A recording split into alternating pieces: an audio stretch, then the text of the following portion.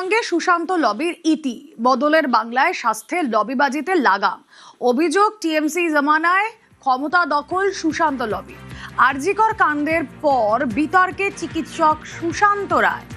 বিতর্কের জেরে বারবার সামনে আসে থ্রেড কালচার। পালাবদলের পর সুশান্ত মুক্ত আইএমএর উত্তরবঙ্গ শাখা। শান্তনু প্রতিনিধি রয়েছেন আমাদের সঙ্গে। শান্তনু, দেখো, গত এক বছর ধরে কিন্তু স্থানীয় চিকিৎসক অর্থাৎ জলপাইগুড়ি জেলার যারা সদস্য রয়েছেন আইএমএ, তারা কিন্তু আইএমএর এই যে দায়িত্বে ছিলেন, যিনি সম্পাদক পদের দায়িত্বে ছিলেন, তার কাছে বারবার বলেছিলেন যে পুনরায় নির্বাচন করা হোক এবং তারপরে সিদ্ধান্ত নেওয়া হোক যে সম্পাদক কে হবে।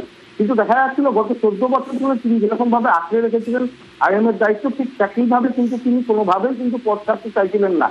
কিন্তু যেটা দেখা গেল যে পালা বদলের পর চিকিৎসকরা আবার একত্রিত হন এবং সুশান্ত রায়ের উপর চাপ সৃষ্টি করতে থাকেন এবং তারপরে কিন্তু সুশান্ত রায় নিজের পদত্যাগের কথা ঘোষণা করেন এবং সেই ঘোষণার পরেই কিন্তু স্থানীয় চিকিৎসকরা একত্রিত হয়ে তারা নতুন কমিটি গঠন করেছেন এবং সেখানে সুশান্ত রায়কে সরিয়ে দিয়ে নতুন সম্পাদক নিশ্চিত হয়েছেন ডাক্তার কমলেশ বিশ্বাস।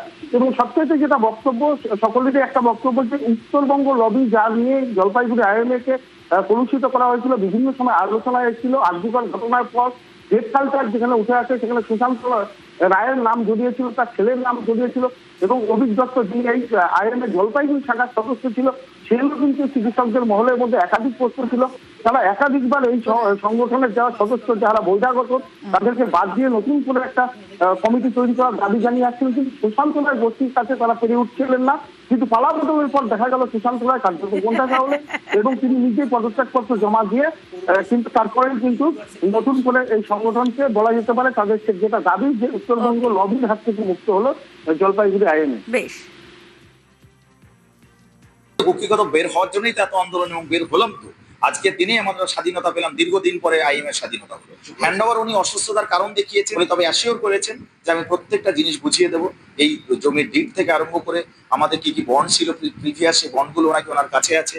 আমরা চাই আমাদের আইএমএর 14 বছর আগের যেই গরিমা ছিল সেটাকে পুনরুদ্ধার করতে, স্বচ্ছতার সঙ্গে থ্রেড কালচারের বাইরে প্রত্যেকে যেন নিজের মতামত পোষণ করতে পারে। প্রত্যেক মেম্বার গুরুত্ব দিয়ে বিবেচনা করে যেন সিদ্ধান্ত নেওয়ার সমস্ত সিদ্ধান্ত, সেইটা আমরা চেষ্টা করব।